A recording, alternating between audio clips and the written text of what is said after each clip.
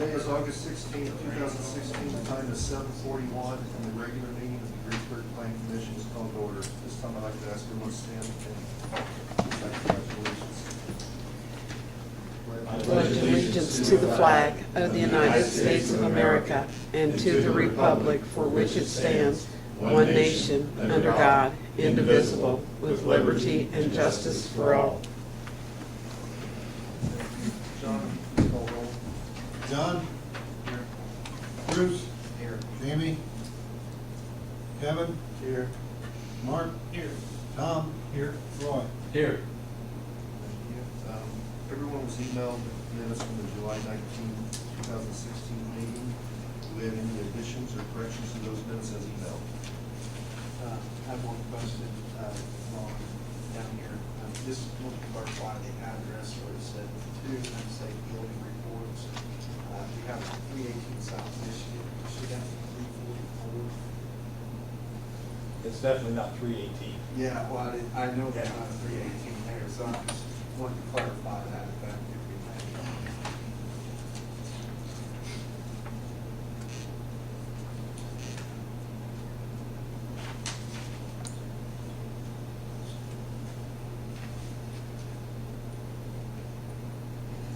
You're correct, Bruce, that should be 344. Thank you. Thank you. Change that address to 344, John. Under number 2. All right, do we have any other additions or corrections to the minutes?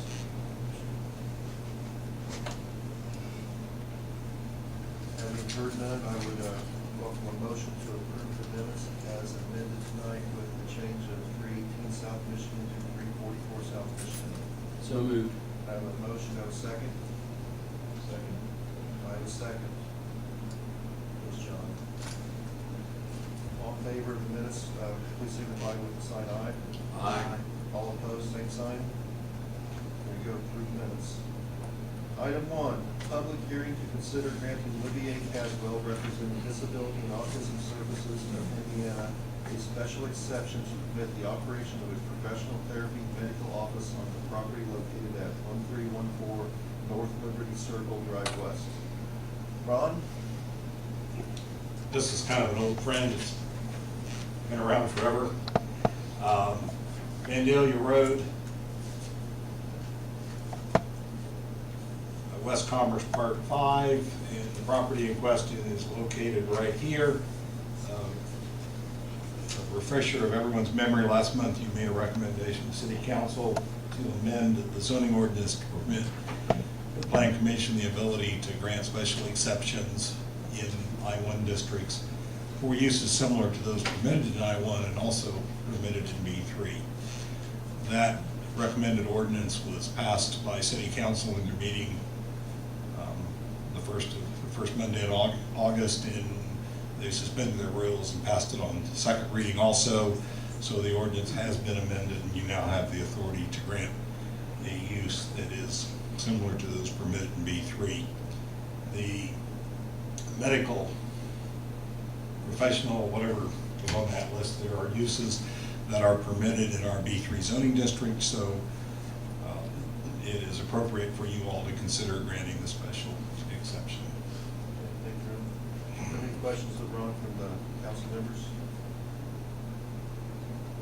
Got anybody from the audience who'd like to speak to this petition? So please approach the podium, state your name for the record. Hello, my name is Libby Caswell, owner, founder of Disability and Autism Service in Indiana. And I know I've been up here before, but yeah, have requested like a rezoning, a variance, and that's our kind of last attempt to try to see if you guys would allow us a special exception to build our main corporate office.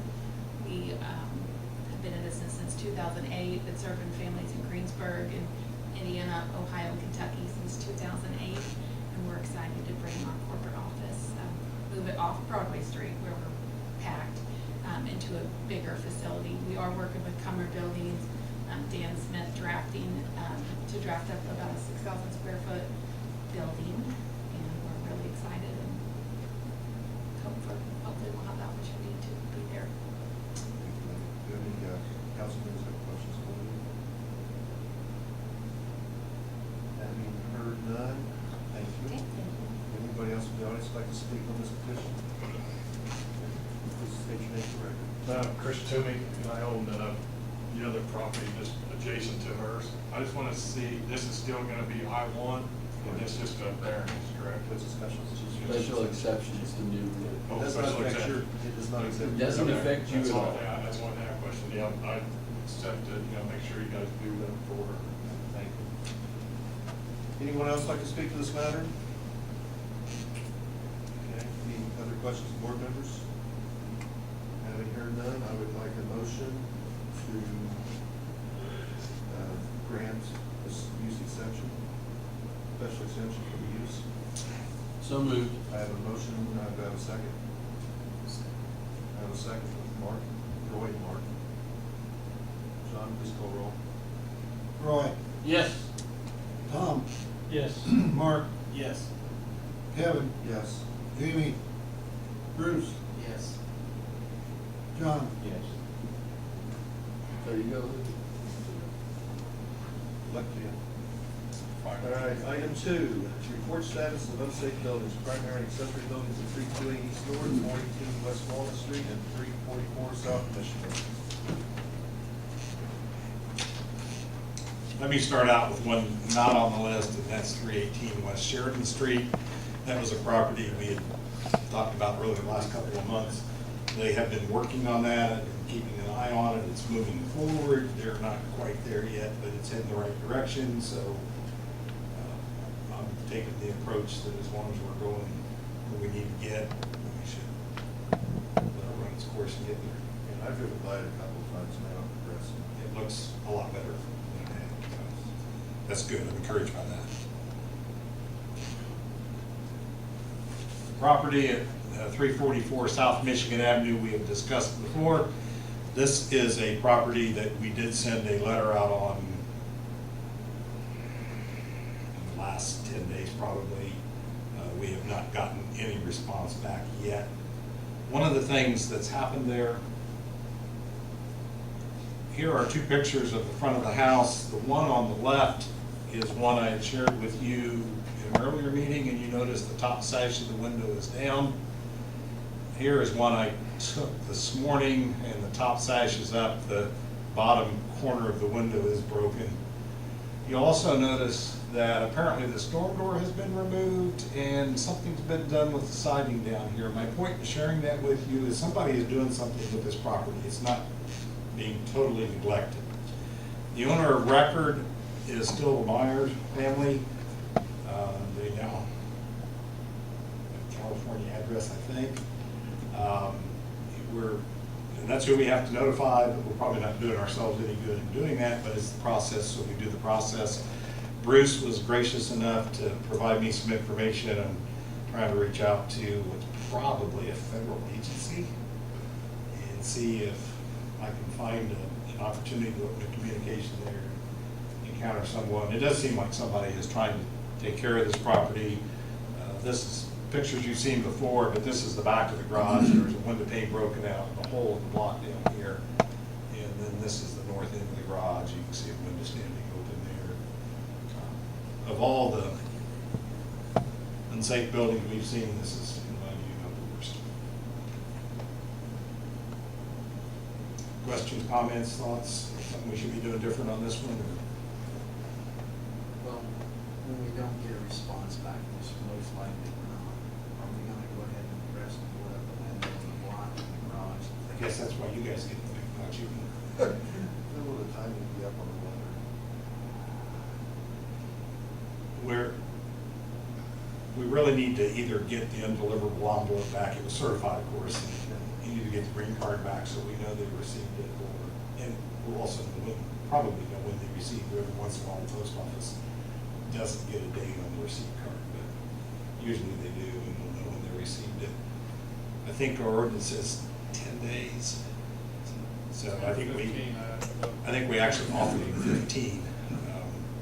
So the primary structure is reasonably tight right now. In itself, I wouldn't be as concerned about when it's broken. It's not. I think it's just cracked. I think it's broken, but I don't think it's broken out. So the garage might not have caught my attention by itself, but now we're in it, so we're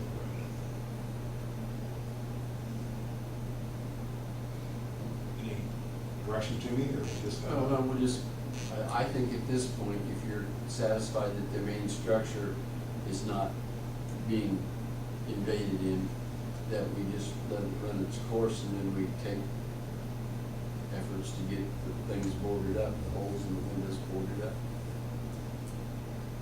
Anybody else? Clean up the vegetation around the garage and to make the appearance of the home line. Yeah, and we did not address that in that particular letter, I don't think. It's getting to be something I'm doing more and more. The vegetation is not an unsafe building issue, but we do have a nuisance vegetation ordinance, so I've been somewhat combining the two and telling they're in violation of both parts of the ordinance and saying get it all cleaned up. The next couple that we're gonna look at will be more to that One point. more question. If the timeframe's up and they have not replied or done anything, which means I think we should go and board up the window, Garage, so forth. Do we have to wait till the next meeting to turn you on to that, or can I just, can we just go ahead here tonight and say, look, if you don't get your letter, if you don't get any response, just go ahead and take care of it, move forward? That's the direction before, I think that's appropriate. Thoughts? I think we just get forward with this house that been looked at, it's been addressed by the city before in the past, and we've not gotten any response from it, so I know the neighbors would probably appreciate whatever help we get them. Do we make a motion on that, or do we just? It's safer that way, I don't think you have to, but it's safer if you do. Then it becomes part of the record. I would entertain a motion that if Ron's office is not contacted by the owner of record at 344 South Michigan in the time that was established by Greensburg City Ordinance, that they have approved and go ahead and board up. I'll make that motion. Do I have a second? Second. Ron. Roy and Bruce. Please call roll. John, Yes. Bruce, Yes. Jamie, Kevin, Yes. Mark, Yes. Tom, Yes. Roy. Yes. The next one?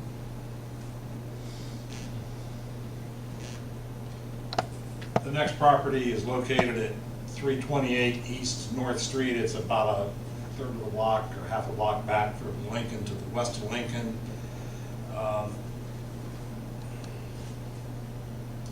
First, you'll notice it has all kinds of vegetation. You cannot find your way to the front door.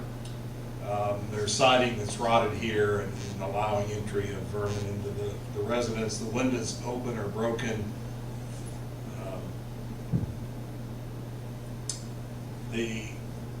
Another window broken out here. The porch is rotted. I stepped up across here and quite frankly didn't feel comfortable walking across that. And then the back door standing open. We have sent a letter out here that did say both unsafe and vegetation issue. The whole house is pretty grown up.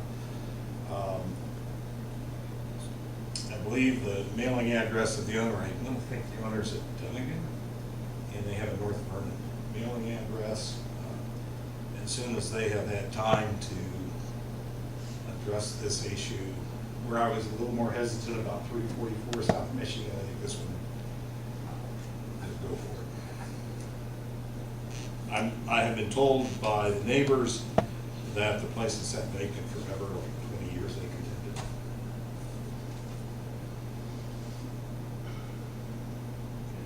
Mrs. Ron on this one? No, I think we need to move ahead and get this boarded up. I mean, that's open access right there. Very much so. And I don't know what to do with the porch, but it's an attractive nuisance. If somebody walks up there, they're at risk. Because we send those certified letters, we have to wait the time period because of the dilapidated state of the structure to this proceed. I didn't bring the orders with me tonight, but I think there was a procedure that you can take corrective action on an emergency basis, right? Yes. I'm sure that's in there. I remember reading it, I just don't remember the exact language, that can be done without the notice. So,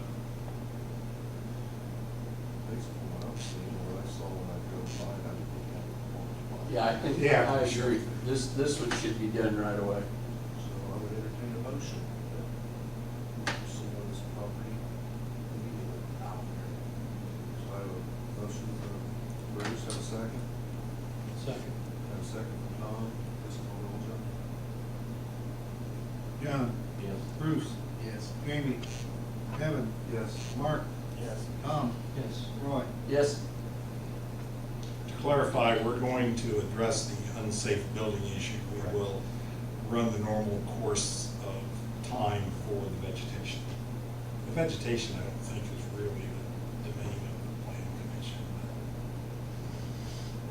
no, I think the unsafe building, though, you got open access with that door open, we need to address that almost immediately. The final one on the list for tonight is 418 West Walnut Street. This is the fire department here for a reference point. This property belongs to the Caswells.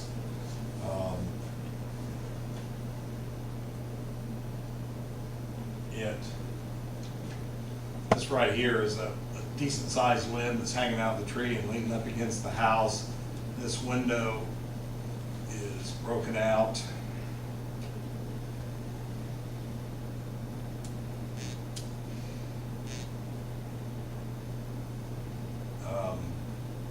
Or maybe it's this one, I can't tell in the picture as well, but that window is definitely out of there. And interestingly enough, this is the back of the house, and you can see that somebody's already boarded up parts of it, so it hadn't been totally neglected. I did happen to speak with the owner today on kind of a different topic. He had gotten the letter, and I have a meeting scheduled with him Friday morning to discuss what's going to happen here. I have some optimism that we can get the broken window resolved by the owner and at least get the limbs pulled down so that it can't fall on someone.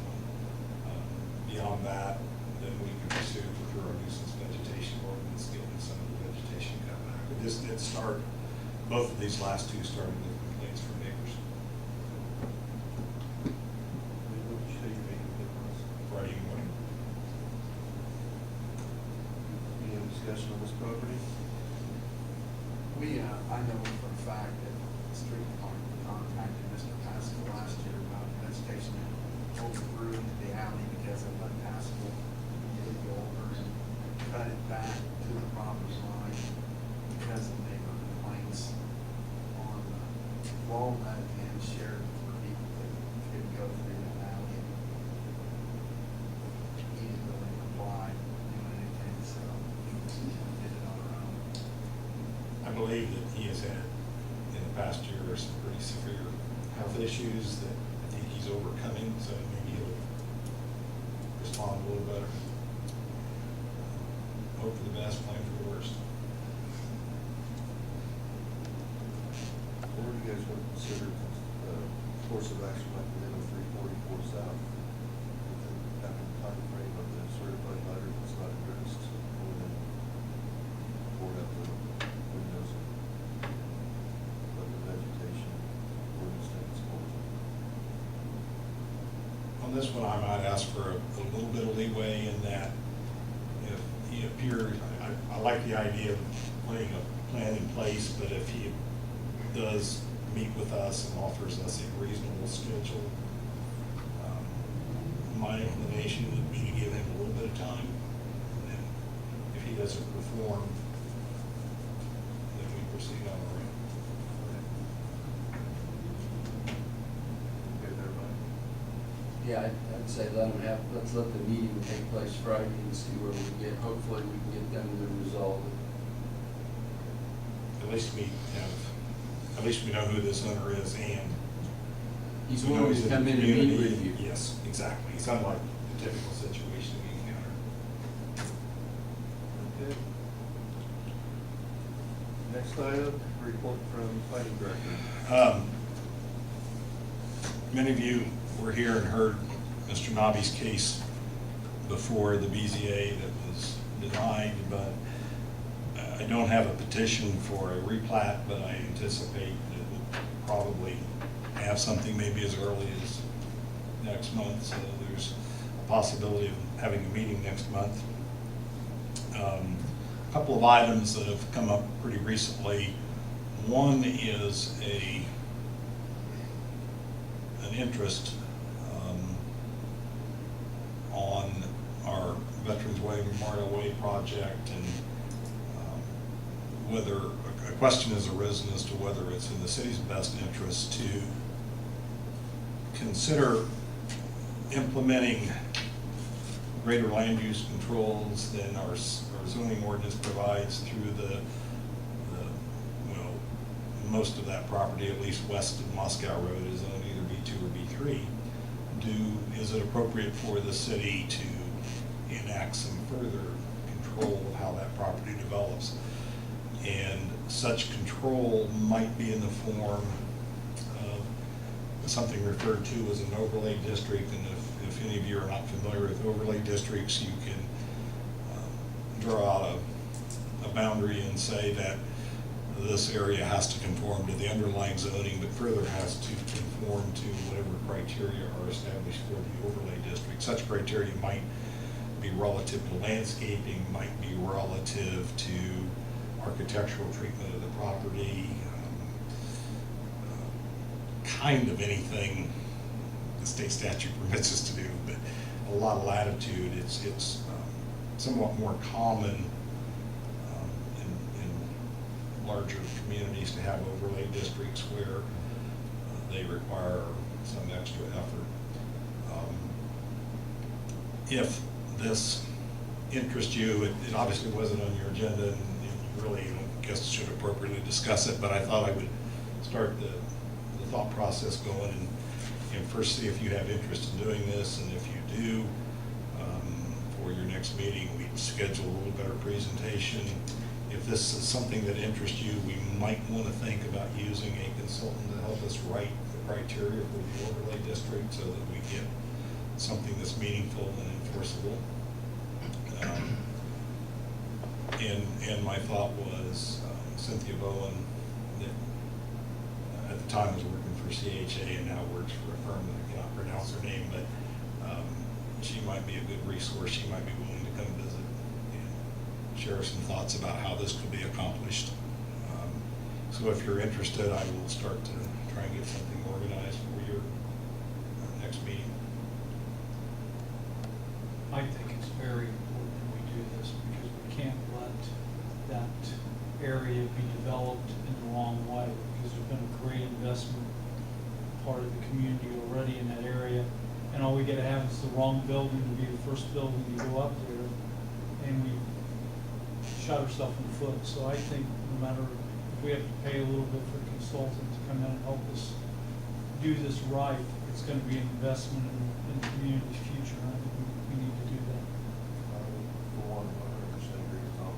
This area out there, moving forward, we need to be the showpiece of Greensburg. The other thing you may want to think about, this came about because of all that undeveloped property there on Veterans Way and Memorial Way. And that is likely to be the focus. You may want to think, are there other areas while we're thinking about how we do this? Are there other areas that might be appropriate to a similar application? If we don't, we're gonna have the same situation we had dealing with here tonight with the under. So that maybe, sir, area. Let's get it right day one instead of day 300. I agree. Boyd? I'm in total agreement, Mark. Yes. Josh, John? So, we're all in agreement with something we need to pursue. Chris and I'll maybe get a chance to talk a little more about this and figure out an appropriate path. We do not, well, actually, we don't technically have an overlay district, but we have our downtown historic preservation district that is effectively an overlay district where we have the B1 zoning and all of that, but we also have the requirement to satisfy historic preservation guidelines. So if not in name an overlay district, it's the same effect. So that may be the way to go. We will get somebody knowledgeable to help us figure out what path to go and what kinds of things are appropriate to ask for. There may be a way that we could even maybe find some areas where we could reduce our requirements one regard where it didn't really hurt us, it might help the developer. And in turn, we get greater concessions. I'm just thinking out loud here, but there may be some ways to make this a win-win for everyone. So, the other item, something that came up here in the last couple of days, there's a subdivision here in the city that was platted back in, I want to say 1977, in that general era. There was a cul-de-sac that never got built. There are 6 lots on this cul-de-sac, and as you can envision, our design standards in 1977, which is, my math's correct, 39 years ago, our design standards are quite a bit different than what we have today. Width of our street, the radius of the cul-de-sac, some things like that. And the big one, as Kevin just said, is stormwater control. We had no stormwater control in 1977. The owner of the property has asked what would he have to do to develop it, and I believe that he is literally just asking because I think he isn't, I think he might be willing to do it, but if it's not economically feasible, he might just say it can stay like it is. So it's a very unusual situation. The plat has been recorded, those individual lots have been created, but the street wasn't built. Our ordinance today requires that the street be built either before the final plat or within a period of time if you bond it so that they get built. So we have the plat, we don't have we do have water and sewer in this area already installed, but we don't have the street. And so I don't even know, at the moment it would not involve the subdivision. I don't know that it would come before you. If somebody was to grant relief from the development standards, I don't know for sure if that would be the planning commission or perhaps the board of works, since they probably received a deed of dedication for the right of way, if not the improvements. And then I really kind of think, and I mentioned this to Chris tonight, but I've caught him cold on this, but I kind of think our stormwater control ordinance doesn't grant any relief. It says any land disturbing activity has to come under the stormwater control ordinance. And if it is determined that they have to comply with the stormwater control ordinance, that might easily eliminate a lot from the subdivision, and that might be enough to make it uneconomical to proceed, so that could be the end of his interest in developing it.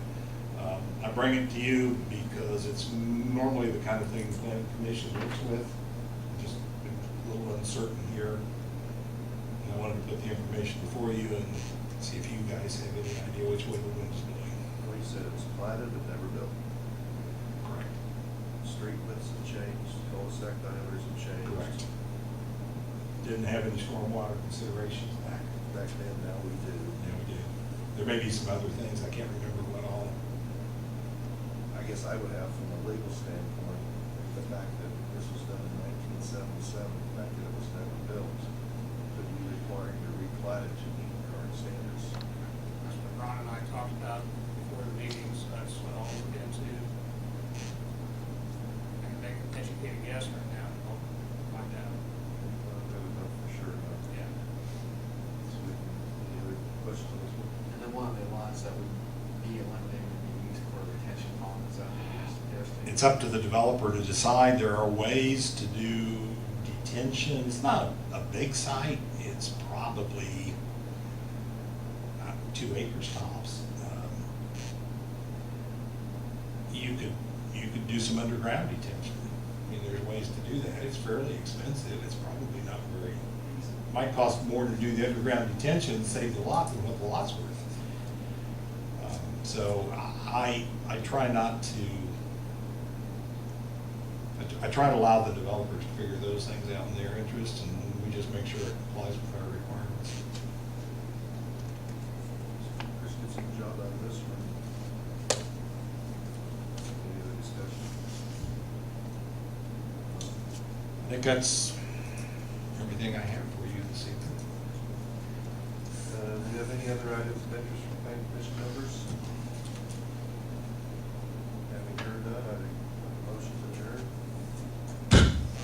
second to that? We have a second, motion and a second, and then we're done.